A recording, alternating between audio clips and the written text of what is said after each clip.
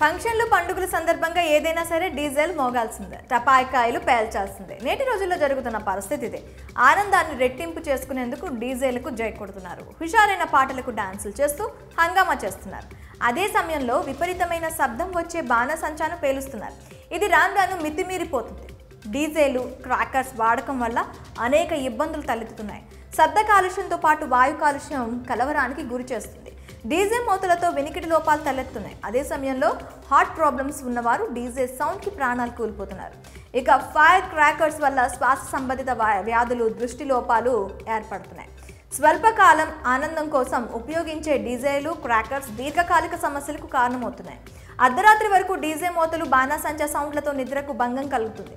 ఈ నేపథ్యంలోనే డీజేలు, క్రాకర్స్ను బ్యాన్ చేయాలని ప్రజల నుంచి డిమాండ్లు తలెత్తుతున్నాయి. మరి మీరు కూడా డీజేలు, ఫైర్ క్రాకర్స్ ఉపయోగిస్తున్నారా?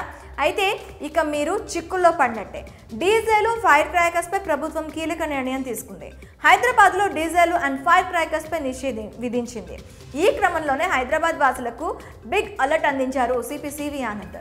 శబ్ద కాలుష్యం వల్ల డీజేను నిషేధిస్తున్నట్లు తెలిపారు.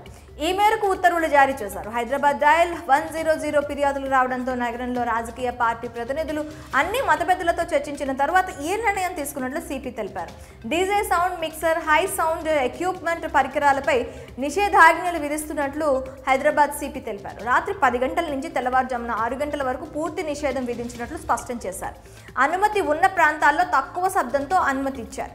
రెసిడెన్షియల్ జోన్లో 55 డెసిబెల్స్, కమర్షియల్ జోన్స్లో 65 డెసిబెల్స్కి మించితే చర్యలు తీసుకుంటామని హెచ్చరించారు. అదే సమయంలో ఆసుపత్రులు, స్కూళ్లు, కాలేజీలు, కోర్టు ప్రాంగణాలకు 100 మీటర్ల దూరంలో నిషేధాజ్ఞలు విధించారు.